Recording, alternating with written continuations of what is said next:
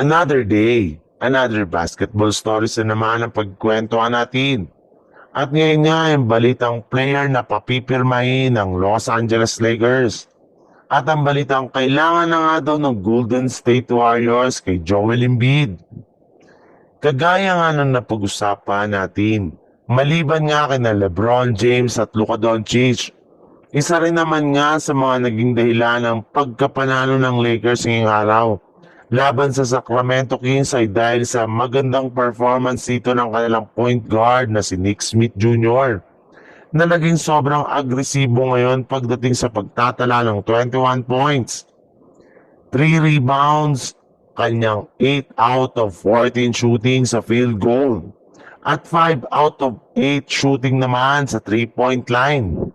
At pagkatapos nga ng kanilang laro ay mismo ang kanilang head coach na si JJ Redick na nga nagsabi na naging magaan nga daw para sa Lakers ang kanilang laro dahil kay Nick Smith Jr. na siyang naging third option ng team pagdating sa kanilang opensa. Sinabi rin naman nga nito na isa nga si Smith sa mga pinakamahalagang players ngayon sa kanilang lineup. Sa madaling salita, nangangami na nga na i-convert nila ang kanyang two-way contract sa isang regular contract sa mga susunod na buwan. Napatunayan na rin naman nga nito na kaya niyang mag-step up kapag kinakailangan siya ng kanilang team pagdating sa scoring at playmaking na siyang kakailangan ng team kung gusto man nilang makapag-compete sa kampyonato. Sa ibang balita naman, dahil nga sa pananatili ng Golden State Warriors sa ibaba ng standing ng Western Conference, ay may lumabas na naman ng balita na sa internet na posible nga daw na magkaroon na naman dito ng napakalaking pagbabago para lamang mapalakas ang kanilang team.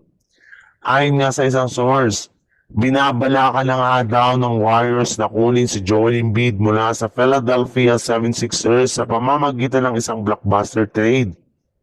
Mismong si Jimmy Butler na nga nagsabi na sinusubukan nga daw nitong i-invite ang kanyang dating teammate na si Joel Embiid para lumipat sa Golden State Warriors.